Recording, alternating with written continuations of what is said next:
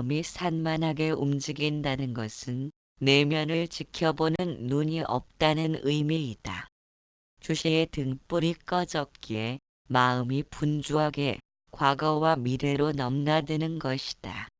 자신의 의도에 대해 순종을 꾀하는 태도는 나약함으로 정신을 병들게 한다.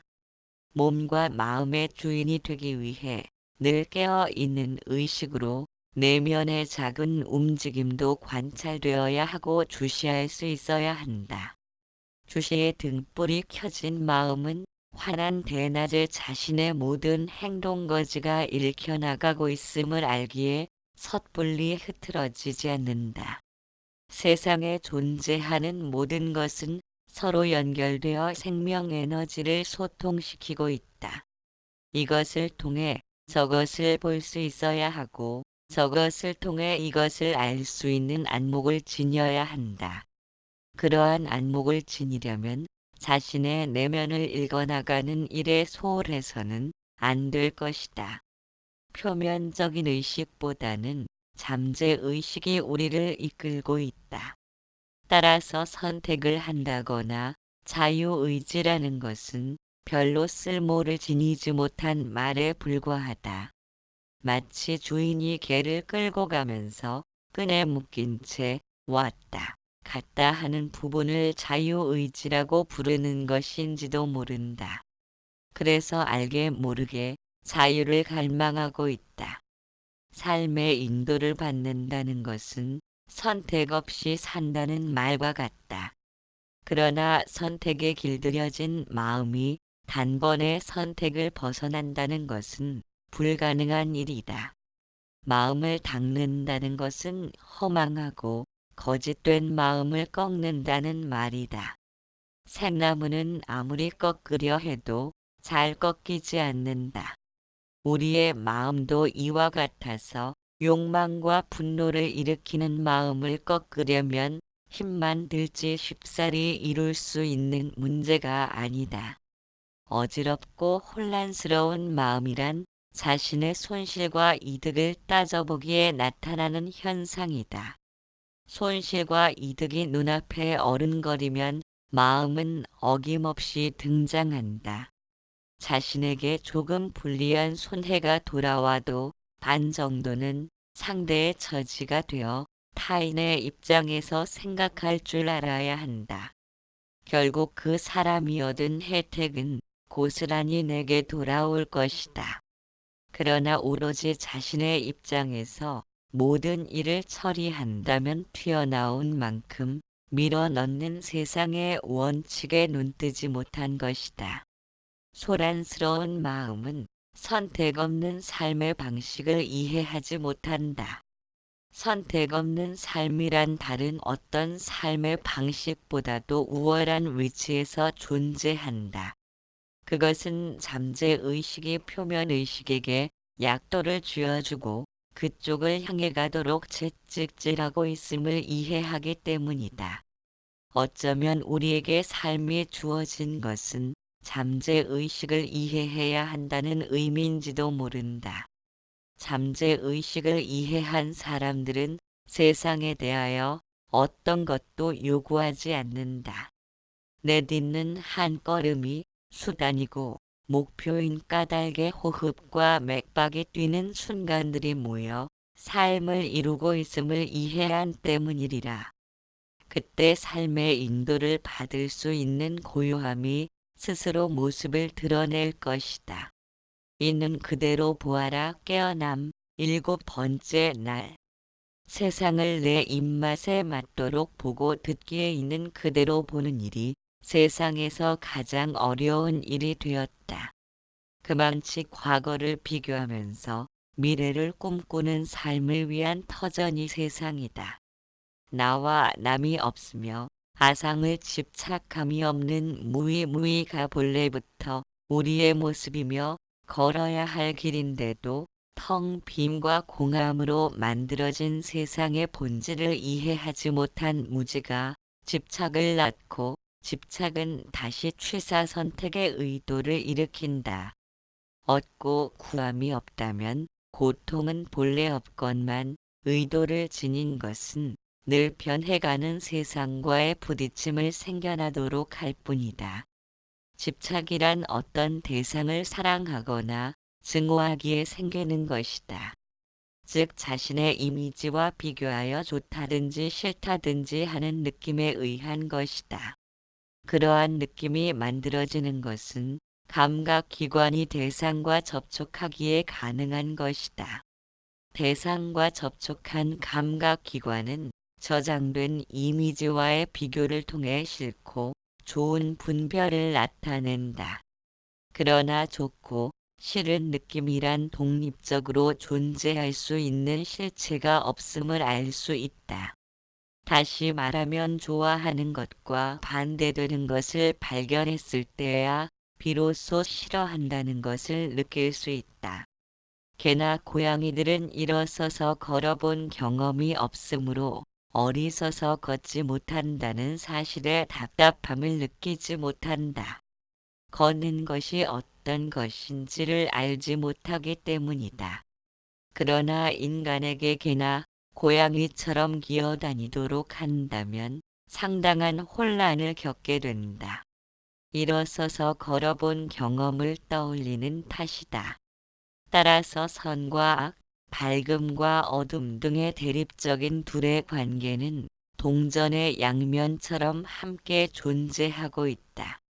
불행을 느끼는 것도 행복을 경험했기에 알 수 있는 것처럼 한쪽이 사라지면 남은 한쪽의 의미도 사라져버린다. 그러나 우리의 틀 잡힌 시야는 항상 사물을 좋고 나쁜 분별을 통해 이원적으로 보고 있다. 이와 같은 흑백 논리를 통해 세상을 바라보기에 모든 것을 자기중심적으로 해석하려는 경향을 드러내게 된다. 그러한 원인은 과거가 무엇보다 소중한 관념으로 자리 잡았기 때문일 것이다. 과거가 지금 이 순간보다 중요하게 자리매김된 것은 언어와 시간의 개념으로 물든 탓이다. 언어와 시간 관념으로 이루어진 생각의 덩어리를 마음의 실체라고 여기면서 지내왔기 때문에 고통의 늪으로 빠진 것이다. 따라서 고통이란 슬픔과 기쁨을 번갈아 느껴야 하는 마음이 만들어낸 것이다. 만일 슬픔만 존재하거나 또는 기쁨만 존재한다면 그러려니 하면서 살기 때문에 고통을 느끼지 못한다. 마음이 희로애락을 따라 요동치지 못하도록 하려면 초점을 바꾸면 된다. 호흡을 들이쉬고 내쉬기 위해서는 멈춤의 중간 지점을 통과해야 한다. 즉 변하기 위해서는 변하지 않는 부분이 있기에 나타나는 현상이다. 구름이 오고 가며 나타나고 사라지는 것은 늘 부동의 상태로 존재하는 허공이 있기 때문이다. 구름은 형상을 지녔기에 눈으로 인식할 수 있으므로 실제로 존재하는 듯 보이지만 구름은 실제가 아니고 눈에 보이지 않는 허공은 실제하는 것이다.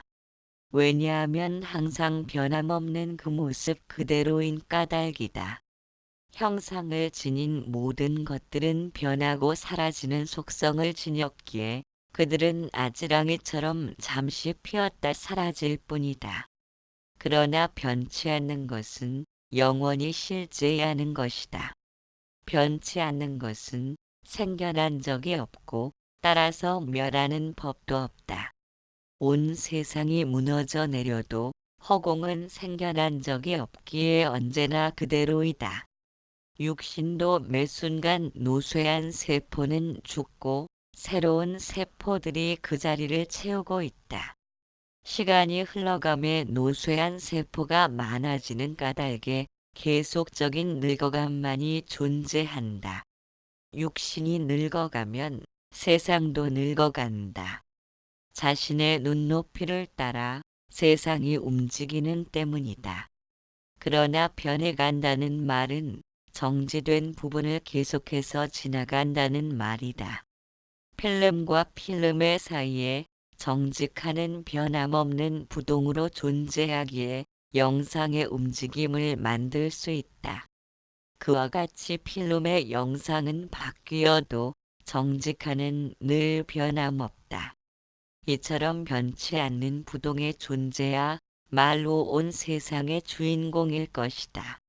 우리가 실제 한다고 믿는 마음도 역시 변치 않는 마음의 바탕이 있기에 마음이 일어나고 사라지는 현상을 일으킬 수 있다. 허공처럼 변함없이 존재하는 마음 바탕에 눈뜨는 것은 마음이 요동치지 못하도록 초점을 바꾸는 것이다. 우리가 일관되게 눈에 보이고 귀에 들리는 것만을 기준 잡아 움직인 탓으로 변함없는 부동의 마음을 발견하지 못했다. 내 맘에 들고 안 들고 하는 편협한 시선을 지니게 된 것은 과거란 이미지를 통해 눈으로 보고 귀로 듣는 까닭이다. 그것을 보고 듣는다고 말할 수는 없다. 자신의 잣대로서 보고 듣는다면 반쪽짜리 보고 들음이며 단지 내 입장에 맞는지 안 맞는지를 해석할 따름이다. 눈이 보고 귀가 듣는다고 생각하는 것은 항상 전원이 켜져 있는 상태를 놓치고 있는 것이다.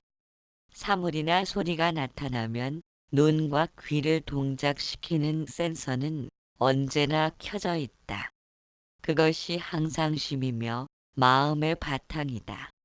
마음의 바탕은 생각이 일어나든 사라지든 관계없이 허공처럼 언제나 변함없음으로 존재한다. 그런데도 우리는 과거의 기억과 경험을 토대로 일으킨 생각에 붙들려 있기에 존재하는 사물과 사람들을 있는 그대로 바라보지 못한다.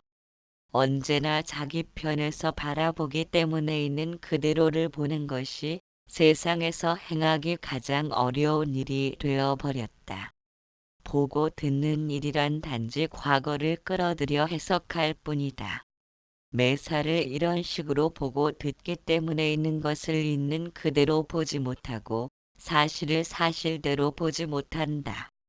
이름과 겉모양에만 매달려 자기 중심적으로 해석하고 번역함으로 삼라만상이 변하면서 사라지는 것은 정직한을 통과해야 가능하다는 사실을 알아차리지 못한 것이다. 있는 그대로 보는 것과 지금 이 순간에 초점을 맞춘다는 것은 서로 다른 말이 아니다. 언제 어디서건 부동의 상태로 존재하면서 삼라만상의 변화를 주관하는 실존을 바라보는 까닭이다.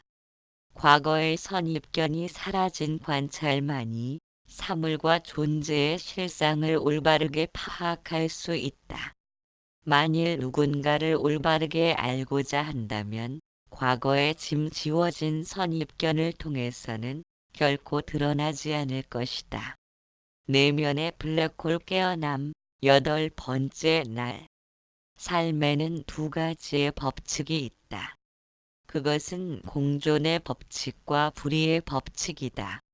다 함께 더불어 사는 것은 이것과 저것이 둘 아니므로 존재하기 때문이다.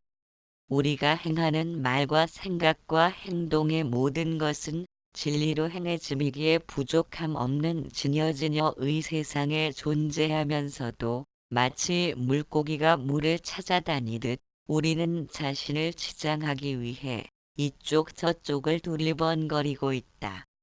삶의 두 가지 법칙을 거부하는 것이 아상의 마음이다. 마음이란 생각과는 다른 차원을 지니고 있다. 생각은 보고 듣고 맛보면서 일어난 반사적인 반응이라면 마음은 생각이 반복되어 일으킨 반응이다. 즉 마음은 생각의 물길이며 생각의 뜻이라고도 할 수 있다. 보이고 들리는 생각에 대하여 뜻을 지닌 마음을 따라 자신과 맞는지 안 맞는지를 가늠하면서 보고 듣게 된다. 이와 같이 보고 듣고 맛보는 생각에 대하여 일정한 방향을 지니게 되면 맞는 것에 대해선 애착을 나타내고 안 맞는 것에 대해선 원망을 드러내게 된다. 이것이 행복과 불행의 굴곡을 겪는 것이다. 그러다 보니 불행보다는 행복으로 물들고 싶은 탓으로 뭔가 채워질 수 없는 허전함이 우리를 분주하게 밖으로만 내달리도록 하고 있다. 높이 쌓아 올려도 결국 채울 수 없는 허전함의 실체를 모르고 지낸다면 행복을 추구하려는 부단한 노력도 바람에 날리는 재처럼 순식간에 사라질 것이다. 만일 우리가 내면에 채울 수 없는 깨진 항아리에 마음을 지녔다는 사실을 염두하지 못하면 매번 허물어지는 모래성을 쌓고 또 쌓기 위해 여전히 갈 길은 멀고 삶은 고달프게 된다. 다채롭고 다양한 삶의 모습이 멋있어 보이지만 그들의 마음은 굴곡으로 넘치기에 늘 불안정함을 지니고 있다. 마음이 안정되어 있다는 것은 흐린 물이 맑아지면 바닥의 돌들을 환히 볼 수 있듯이 세상의 모습이 밝게 드러남을 보는 것과 같다. 마음은 극단과 극단의 움직임을 지니고 있다. 마음을 만든 감각기관이 눈은 보기만 할 뿐, 듣지 못하고 귀는 듣지만 할 뿐, 보지 못하기에 제각각의 영역을 주장하기 때문이다. 자신만의 영역을 통해 들어온 정보를 모아서 이루어진 마음인 까닭에 장점과 단점이 동시에 존재하게 된다. 가령 모양은 마음에 들어도 소리가 마음에 들지 않는다거나 하는 등이다. 그러므로 모양에 익숙해지면 소리가 걸리는 탓에 마음은 식상해지는 습성을 지니고 있다. 좋은 것도 시간이 흘러감에 따라 변하기 때문에 마음은 늘 새롭고 신선한 것을 찾아 헤맨다. 그것이 마음의 성향이기에 마음을 따라 움직이다 보면 권태로움과 조바심에 물들게 된다. 인간은 점차 마음이 불편한 것을 느끼게 되었고 마음을 항복받기 위한 도전장을 내미는 행렬은 끝없이 이어지고 있다. 그러나 마음을 항복받는 것이 생각처럼 쉬운 일 아니기에 마음의 모양새를 먼저 알아야 한다. 우리가 마음에 대하여 논리적으로 파고들어도 그런 방식으로는 아무것도 이뤄내지 못할 것이다. 마음을 좀 더 완숙한 모습으로 가꾸고 싶고 너그럽고 결단력 있는 마음을 지니고 싶어 하지만 사실은 습관을 바꾸려는 것이다. 마음은 과거의 기억을 통해 생겨난 것이기에 허망하고 거짓된 개념으로 존재하고 있다. 무언가 실체가 있다면 바꿀 수 있지만 개념상의 존재일 뿐이기에 마음을 바꾸려는 것은 허공을 움켜쥐거나 그림자를 칼로 베려는 것과 같은 무모함에 불과하다. 만일 이처럼 허망한 마음의 속성을 알지 못한다면 아무리 마음을 단속하려는 노력을 기울여도 어리석음을 보태는 일이다. 그래서 마음의 속성을 먼저 이해하고 난 후에 마음을 닦아야 한다. 마음을 닦는다는 말은 번뇌를 가라앉히는 일이라 할 수 있다.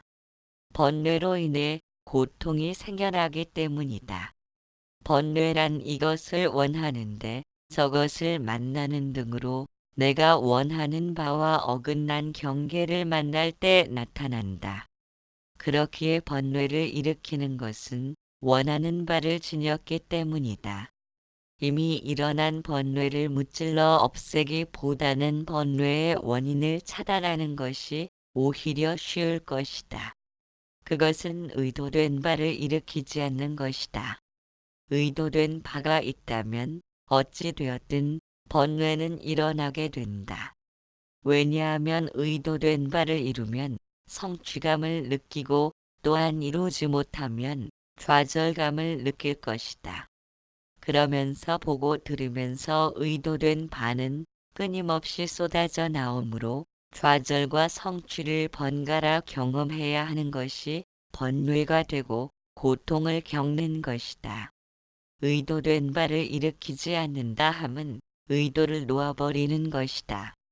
따라서 마음을 닦는다는 의미는 마음을 항복받으려는 노력도 의도를 지닌 것이므로 마음에 대한 관심을 놓아버리는 것이 마음을 쉬는 것이며 마음을 닦는 일이라 할 수 있다. 그러나 보이고 들려오는 현상에 대하여 마음은 즉각 반응하므로 마음을 쉰다는 것이 생각처럼 쉽지 않다. 따라서 대다수의 사람들은 마음을 쉬려는 엄두를 내지 못하고 마음에 묻혀 살게 된다. 그렇기에 마음이란 다가서면 지나쳐가야 하고 물러나면 닿을 수 없는 수수께끼 같은 신비를 지니고 있다. 그런 까닭의 마음에 대해서는 어떠한 의도를 지니는 바 없이 묵묵히 지켜볼 수 있어야 한다. 그것이 마음을 닦는 것이다. 지켜봄이란 무엇인가? 우리는 마음이 산만하고 분주한 때라도 그런 상태를 알아차리고 있다. 또한 마음이 아무런 미동도 없이 고요한 정멸에 들었음도 알고 있다. 그러한 알아차림은 자신이 의식하기 전에 낱낱이 행해지고 있다. 그렇기에 남들은 속일 수 있어도 자신을 속이진 못한다. 모든 내막을 알아차리고 있는 까닭이다. 만일 지켜봄이 생멸하는 속성을 지닌 마음으로서 행해진다면 어떤 때는 멸할 수도 있으므로 모든 내막을 전부 알아차리진 못할 것이다. 그렇다면 남들처럼 스스로가 스스로를 속이는 일도 가능할 것이다. 그러나 그런 일은 불가능하다. 지켜봄은 언제나 깨어있는 상태로 존재하기 때문이다. 지켜봄이 언제나 깨어있으므로 어두운 방에 들어가서 사물이 전혀 보이질 않아도 어두컴컴한 것을 보고 있다. 몸에 담이 없어 촉감을 느끼지 못하는 것도 알아차리기에 항상 깨어 있습니다. 그처럼 우리와는 잠시도 떨어질 수 없지만 다가갈 수도 없다. 언어나 생각으로는 도무지 가늠할 수 없기 때문이다. 그것은 마치 블랙홀처럼 존재하기에 어떤 설명도 어떤 모양도 그려낼 수 없다. 블랙홀이란 별들이 수명이 다해 폭발할 때에는 강한 압력에 의해 오그라든다. 63 빌딩이 압축되어 모래알 만한 크기로 응집되려면 어마어마한 수축력이 발생하기 때문에 별들이 폭발하면서 생긴 압력으로 중심부에 블랙홀이 존재한다는 것이다.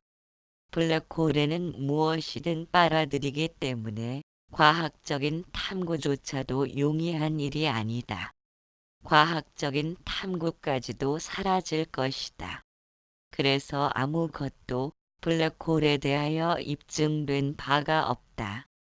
지켜보면 블랙홀과 같은 속성을 지녔기에 어떤 무엇으로도 설명되어질 수 없다. 단지 느낄 수 있을 뿐이다. 그런데 마음은 어렴풋이 블랙홀과 같은 지켜봄의 본성을 눈치채고 있는 듯하다. 만일 그렇지 않다면 우리가 마음이라 불리는 것들이 한결같이 무언가를 아무리 채워도 결국은 채워질 수 없는 허전함에 뿌리를 내리고 있진 않을 것이다. 블랙홀과 같은 마음 바탕을 본성의 마음이라 한다면 보석에는 반짝거림이 나타나듯 마음이란 본성의 마음으로 인해 생겨난 반짝거림과 같다. 둘은 둘 아닌 전체로 존재하기에 마음도 역시 블랙홀과 같은 본성을 지니고 있다. 그렇기에 마음이 슬픔과 기쁨에 물드는 것 같아도 어느 정도 시간이 지나면 본성을 회복함으로 슬픔과 기쁨을 번갈아 느끼는 것이다. 일이 잘 풀리지 않으면 답답하고 뭔가 뻥 뚫리고 싶은 느낌이 항상 우리를 부추기는 까닭에 욕망과 분노를 일으키지만 우리는 항상 제자리를 지키고 있는 것이다. 세상에는 세 가지의 작용으로 움직이고 있다. 호흡의 예로 들자면 내쉬는 호흡과 들이쉬는 호흡과 정지된 호흡이 있다. 만일 정지된 호흡이 없다면 내쉬고 들이쉼이 불가능할 것이다. 잠도 마찬가지이다. 잠이 들 때도 있고 깰 때도 있고 깬 것도 아니고 잠든 것도 아닌 중간 부분이 존재한다. 잠과 깸의 중간 부분에는 잠과 깸이 모두 깊은 수렁으로 한없이 빨려드는 느낌을 받는다. 어쩌면 그것을 내면의 블랙홀이라 부를 수도 있을 것이다. 마음도 그와 같다. 거기엔 어떤 수식도 올바르지 않다. 모든 것이 빨려 들어가 텅 빈 침묵만이 존재하기 때문이다. 우리는 마음이라고 하면 인식하고 판단하고 결론 내리는 등의 활동성으로 받아들인다. 그것은 마음이라기보다는 마음의 작용일 뿐이지만 마음의 작용을 마음이라고 알고 있다. 그래서 부득불 마음과 다른 마음 바탕 혹은 본성의 마음으로 구분 지어야 한다. 우리가 잘못 착각하여 미혹에 빠진 것은 마음을 통해 본성의 마음을 찾고자 하는 것이다. 그것을 마음 닦는다고 생각한 탓으로 블랙홀의 개념을 이끌어온 것이다. 본성을 찾고자 하는 것은 마음으로 행하는 것이며 그것은 마음과 본성을 제각각 존재하는 둘로 본다는 의미이다. 그러한 잘못된 생각이 남쪽을 북쪽으로 착각하고 달리는 사람처럼 원하는 곳에 도달할 수 없다. 마음과 본성의 마음은 둘도 아니고 하나도 아닌 전체이다. 허공에서 생겨난 구름과 같아 구름과 허공은 둘 아닙니다. 만일 구름을 이룬 독립적인 객체가 있다면 흔적도 없이 사라지진 않을 것이다. 그러나 아무런 흔적도 남기지 않고 허공으로 사라지기에 허공과 다른 무엇도 아니다. 또한 허공과 구름은 형상이 있고 없는 차원으로 다르게 존재하기에 같은 것도 아니다. 그래서 같음도 아니고 다름도 아니라는 표현을 사용한다. 같음도 아니고 다름도 아니란 의미는 같기도 하고 다르기도 한 것이다. 같음과 다름을 동시에 지녔기 때문이다. 이와 같은 말은 언어로는 적절치 않다. 언어는 같으면 같은 것이고 다르면 다른 것이어야 한다. 그렇기에 언어를 기반으로 생겨난 마음으로 본성의 마음을 짐작하거나 헤아림은 모두가 잘못된 길로 들어선 것이다. 마음을 정복하고 진리를 성취한다는 것은 무언가 얻고 구함으로써 이루어지는 것이 아니라 취사선택의 의도를 일으키는 마음의 거품들이 남김없이 소진되었을 때 비로소 텅 빈 무한한 침묵에 젖어드는 것이다. 이와 같은 이유로 본성의 마음을 내면의 블랙홀이라고 이름하여도 큰 무리는 없을 듯 싶다. 본성의 마음은 탐구의 대상이 될 수 없기 때문이다. 본성의 마음이란 이런 것이라는 설명보다는 이런 것이 본성의 마음은 아니라는 부정형의 방식을 통해 접근할 수 있을 뿐이다. 보고 듣지도 못한 과일의 맛을 설명하기란 불가능하다. 따라서 본성의 마음을 가리키려는 모든 헤아림을 접는 것이 마음을 비우는 것이다. 왜냐하면 우리들 본성의 마음만이 블랙홀이 아니라 우리가 바로 블랙홀인 까닭이다. 용